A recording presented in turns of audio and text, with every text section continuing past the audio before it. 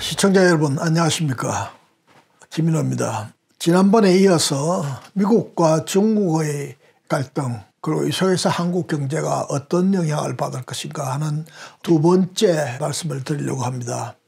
지난번에 제가 말씀드린 제목을 고래싸움에 새우 등 터질 것인가 이런 부제를 붙이고 싶다고 했는데, 고래가 싸움하는데 중간에 낀 새우가 살려면 어떻게 해야 될까요? 어느 한쪽 덕에 얼른 올라탈 수 있다면 그렇게 하는 것이 가장 현명한 방법이 아닐까 생각을 하는데, 이럴 경우에 어느 고래 등을 타야 될 건가? 이길 고래 등을 타야 되죠.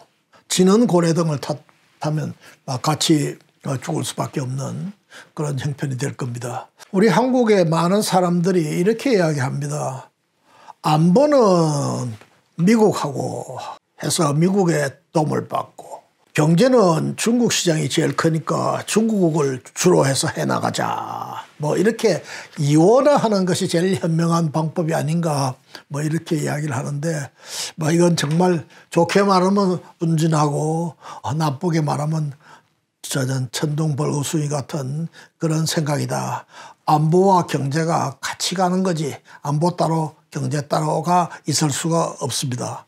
미중 갈등이 생길 때 우리 한국 경제에 미치는 영향을 우리는 과거에 얼마 전에 심각하게 목도한 적이 있지 않습니까?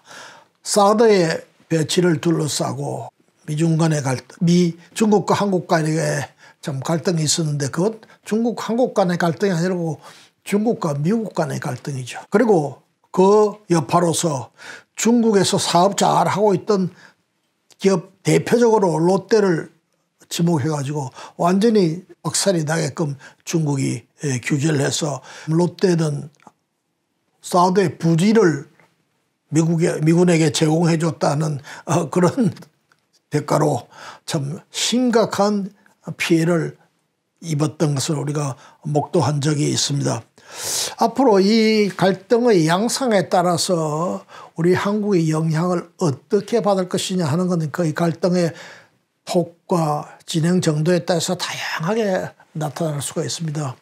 일단 대중무역을 미국이 규제할 때는 한국도 많은 원자재를 중간재를 중국에다 보내고 있기 때문에 예를 들면 원산지 규정 이러한 것에 적용으로 직접적 또는 간접적 규제 대상이 될 많은 큰 가능성을 배제할 수가 없습니다.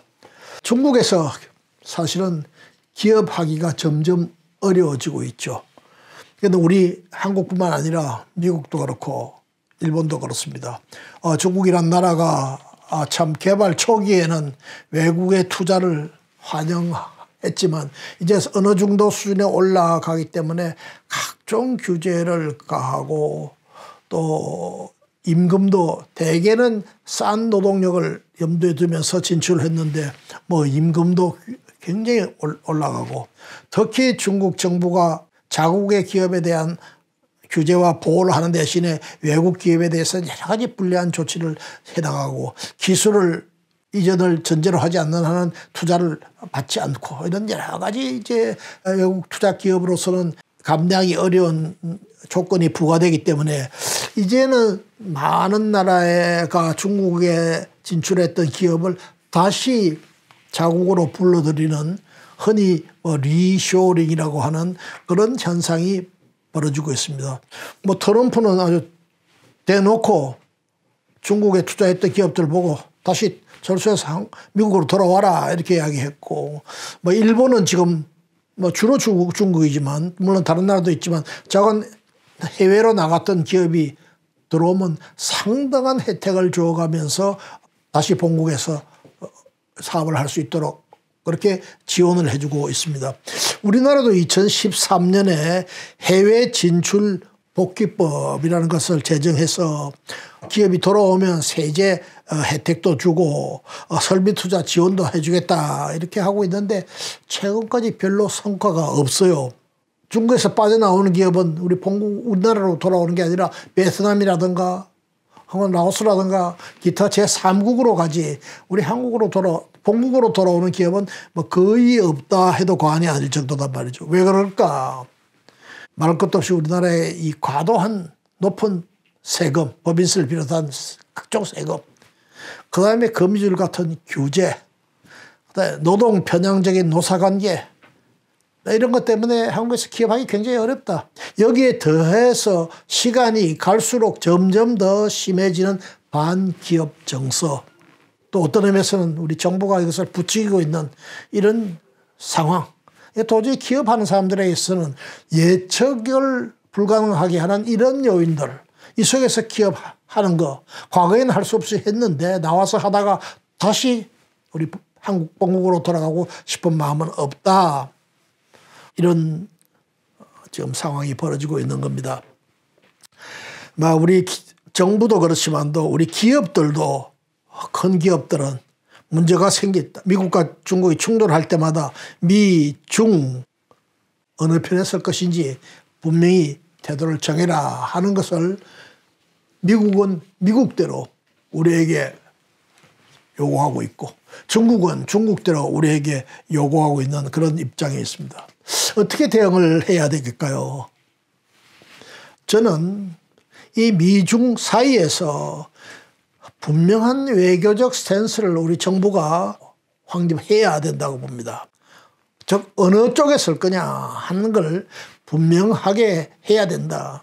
만약 그렇게 하지 않고 어정쩡한 태도를 취하면은 거기서 아까 이야기한 것 같이 뭐 외교는 미국, 안보는 미국, 뭐 경제는 중국 해서 양쪽에 다 좋은 점만 택해지는 결과가 초래되는 것이 아니고 결과적으로 양쪽으로부터 다 버림받고 무시되는, 배척당하는 그런 결과가 초래되는, 어떤 의미에서 지금 우리나라가 처해 있는 가장 심각한 문제 중에 하나가 아닌가 이렇게 생각합니다. 우리 정부가 정말 현명한 판단을 해야 되는데 솔직히 말씀드리면 우리 정부를 저는 믿을 수가 없어요.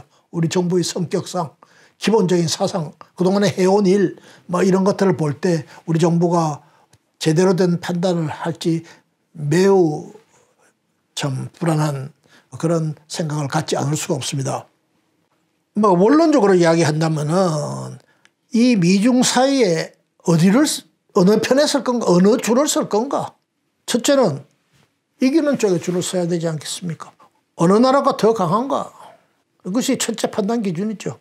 근데 미국하고 중국하고 지금 힘이 비슷한 걸로 생각하는 나라들이 사람들이 많이 있는데 미국과 중국은 그 다양한 국력에 있어서 군사력, 경제력, 기술력 모든 면에 있어서 비교가 되지 않는 나라죠. 우리나라에서는 흔히 중국을 미국에 빗대서 G2라고 이렇게 이야기하는데 이 G2라는 용어는 국제적으로 용인된 용어가 아니에요.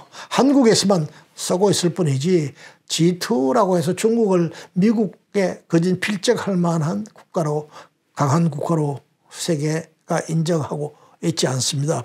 미국의 군사력, 미국의 경제력, 가공할 힘이죠. 여기에 중국이 따라올 수 있느냐. 국제 정치를 하는 사람들은 미국과 중국이 붙으면 어떻게 될 건가 하는 데 대해서 많은 연구를 하고 있는 것 같습니다.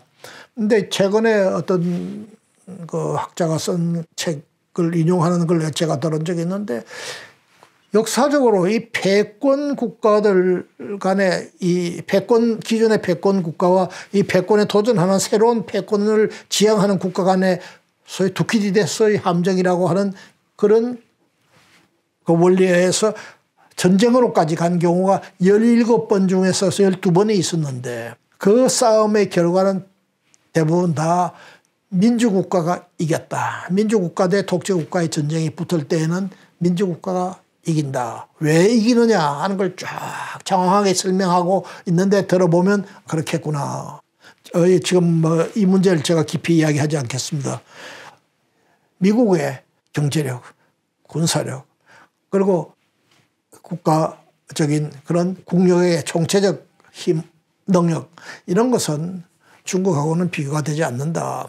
또 경제적으로 보더라도 중국이 지금 굉장히 빠른 속도로 성장을 하고 있는 건 사실이지만 그 그늘에 감춰져서 많은 취약성을 가지고 있어요. 대표적으로 중국이 사회주의를 지향하는 국가인데 세계에서 가장 분배가 불평등한 나라예요. 흔히 분배를 나타내는 대표적인 지수가 지니 계수라고 하지 않습니까? 우리나라보다도 미국보다도 중국이 훨씬 더 분배가 불공평한 나라예요. 0.5 가까운 지니 계수가 0.4를 넘어가면 흔히 많이 불평등한 나라다고 이야기하는데 뭐 우리나라가 지금 0.4 근처에 가 있을 거고 미국은 0.45 어디 근처에 가 있을 것 같은데 중국은 0.5 정도가 된단 말이에요. 이 사회주의의 종주국이란 나라가 다른 거는 고사하고 분배가 자본주의 국가보다도 분배가 훨씬 더 불평등하다 하는 사실을 뭐로 설명을 할 수가 있겠습니까? 그래서 우리는 밀턴 프리드만이 한 이야기를 상기합니다. 그 사람이 이렇게 이야기했어요. 평등을 지향하는 국가는 평등과 자유를 다 잃는다. 평등 지향 국가, 즉 사회주의 국가는 결국은 자유를 잃는 건 말할 필요도 없고 평등도 이루어가지 못한다. 온 세계에 지금 사회주의를 채택했던 국가들의 모습이 바로 그것을 갖다 정확하게 나타내고 있지 않습니까? 과거에도 그랬고 지금도 그렇고. 중국의 경제적 취약성은 사실은 드러난 것보다 굉장히 심각하죠. 독재 체제가 갖는 일반적 부패 구조, 거기다가 공기업의 이 비능률 부채, 또 지방정부의 부채 문제점, 이런 말할 수가 없어요. 자유주의 시장경제 국가는 많은 문제가 있더라도 그것이 시스템 내에서 스스로 교정돼 가는 그런 힘이 발휘되는데 반해서 독재국가는 이 모든 것을 갖다가 정부가 결정해서 해결하지 않으면 안 돼요. 그럴 때 중국의 이 문제점이 제대로 폭발할 때 이 중국 정부가 이것을 감당해 나갈 수 있겠는가. 지금 예를 들어서 1대1로 정책을 수거하고 있는데 지금 1대1로 정책의 대상이 되고 있는 많은 나라와 관계에서 지금 심각한 문제가 거진 모든 나라에서 발생하고 있어요. 미국이 마샬 플랜을 통해 가지고 유럽을 부흥시키려고 했고 그것은 그 나라에 도움이 될 뿐더러 미국에도 장기적으로 봐서는 도움이 된다고 해서 이 마샬 플랜을 추진했는데 사실 1대1로 정책이 어떻게 보면 중국판 마샬 플랜입니다. 그런데 마샬 플랜이 성공한 같은 성공을 1대1로 정책이 가져오지 못할 것이다 라고 지금 많은 사람들이 보고 있어요. 왜 그러냐. 마샬 플랜을 추진할 때 미국은 자본만 제공하고 그 나라의 노동력을 쓰고 그 나라의 사람들을 써서 이 사업을 추진했습니다. 근데 지금 중국은 자본을 제공하는 동시에 중국의 잉여 노동력을 끌고 거기 들어가서 그래서 실제로 그 나라의 노동자들에게 추가적인 취업의 기회를 거진 제공하지 않는 기회가 대부분일 뿐더러 모든 경우에 자본을 제공하면서 요구하는 조건이 그 나라로부터 감당하기 어려운 매우 심각한 그런 요구 조건을 내걸고 있어가지고 지금 세계 각국에서 아프리카, 중동, 또 인도, 말레이시아, 몰디브 여러 나라에서 지금 1대1로 정책과의 관계에 있어서 파열음이 일어나고 있어요. 중국 내에서도 지금 그렇게 중국이 외국에다 투자할 만한 능력을 가지고 있는 건가 하는 것에 대해서 상당한 문제를 제기하는 내부 세력이 있습니다. 그러나 지금 시진핑이 워낙 강한 독재 체제를 지금 유지하고 있기 때문에 말을 못하고 있을 뿐이다. 만약 시진핑이 그 힘을 잃을 때는 그러한 내부의 반기가 표출할 것이다 이렇게 보고 있습니다. 즉 중국은 많은 문제점을 가지고 있는 나라. 그렇다고 해서 우리 자유주의 국가 미국이 문제점이 없는 나라가 아니지만 미국은 체제의 유연성을 통해서 문제가 폭발하기 전에 스스로 교정하는 능력을 발휘할 수 있는 나라지만 중국에는 그러한 힘이 없다 하는 것을 가장 중요한 문제로 들지 아니할 수가 없습니다. 두 번째는 어느 나라가 더 우리가 추구하는 가치체계에 근접하는가. 말할 필요 없이 우리 대한민국은 자유민주주의, 시장경제, 법치주의를 국가의 이념으로 하는 나라입니다. 물론 저는 사실 이 문재인 현 정부가 이러한 국가 이념에 충실한 정부인가 깊은 회의를 가지고 있지만 그렇단 말이에요. 그런데 중국은 아까도 이야기했지 최악의 불평등 국가이고 사회주의와 자유주의 간의 관계에 있어서 이 사회주의가 갖고 있는 많은 문제점, 무슨 중국에 있어서 자유민주주의라는 거 존재하지 않죠. 법치주의 존재하지 않습니다.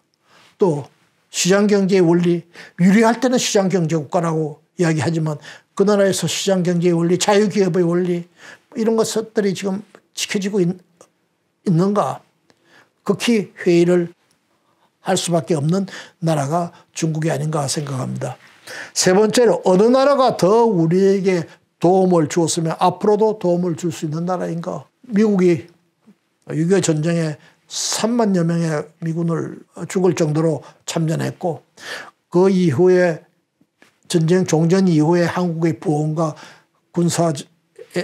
군사력의 증강이나 이것이 다 미국의 원조, 협조 아래서 이루어졌고 지금도 미국이 다른 나라하고 한 번도 체결해 보지 아니한 형태의 상호 방위 조약을 우리하고 체결하고 있고 이 조약은 지금 언제까지 조약이 유효하다 하는 그 유효 기간에 대한 규정이 없어요. 다시 말하면 별일이 없는 한 영원히 간다. 어느 일방이 이것을 폐기하지 않는 한 영원히 가는 지금 그런 방위 조약을 지금 체결하고 있어요. 미국이 이렇게 상호 방위 조약을 체결한 나라는 한국밖에 없습니다.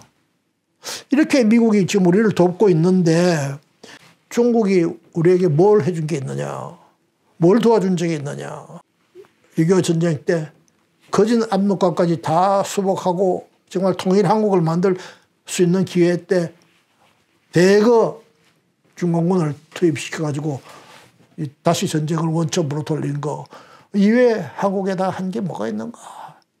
이런 생각을 반드시 해야 된다 이렇게 생각합니다. 그렇게 남을 도우려면은 이웃 나라를 아무리 궁극적으로는 자국의 이익을 추구한다 하더라도 그 돕는 과정에 있어서 이 도덕적 어떤 기반 이런 것이 있어야 되는데 중국에게 그런 것을 기대할 수가 있을 것인가.